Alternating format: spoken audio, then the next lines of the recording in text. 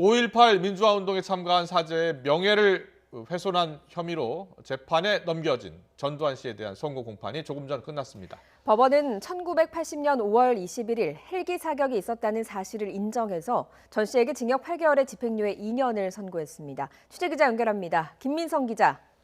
네, 전국구입니다. 네, 2년 반 동안 이어진 재판, 일단 1심이 나왔습니다. 전두환 씨에게 징역형이 선고된 거죠?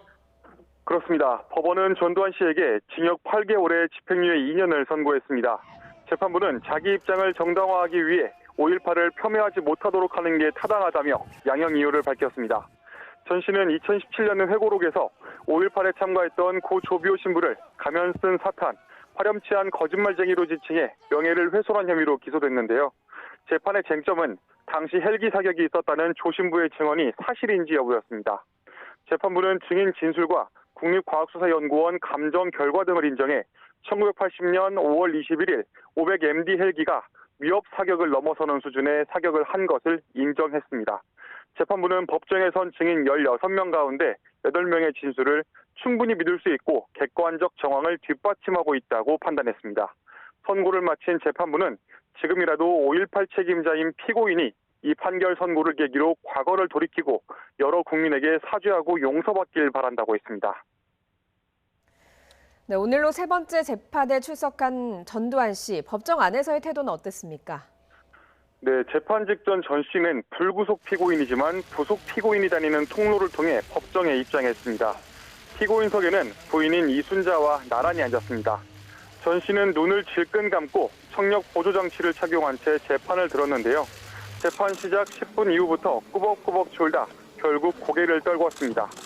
유죄 판결이 내려지기 직전까지도 전 씨는 의자를 뒤로 기울이고 완전히 고개가 꺾인 채 잠들었습니다. 재판장은 선고 직전 전 씨를 깨워서 자리에 일으켜 세운 뒤 주문을 읽었습니다. 재판이 끝나고 나자 전 씨는 일어서서 머리를 한번 만지고 이순자 씨의 손을 잡고 퇴장했습니다. 자, 5.18을 일으킨 주범인 전두환 씨의 선고이기 때문에 광주 지역 시민들의 반응도 궁금한데요. 선고 결과를 접한 광주 시민들의 반응은 어땠습니까? 네, 광주에서는 이번 선고를 이른바 전두환 심판의 날로 받아들이고 있었는데요. 선고 직전부터 법정 안에서 소란이 있었습니다. 재판이 진행 중이던 오후 2시 26분 한 남성이 전 씨에게 소리를 지르며 법정 안으로 진입하려다 끌려나가기도 했습니다. 법정을 빠져나온 전 씨에 대한 광주 시민들의 분노도 컸습니다. 시민들은 전 씨가 징역형을 선고받은 데 대해 전두환을 구속하라, 여기는 광주다라고 외치며 형량에 대해 아쉬움을 표했습니다. 전 씨는 올 때 탔던 승용차 대신 승합차로 갈아탄 뒤 광주를 떠났습니다. 지금까지 광주지방법원에서 YTN 김민성입니다.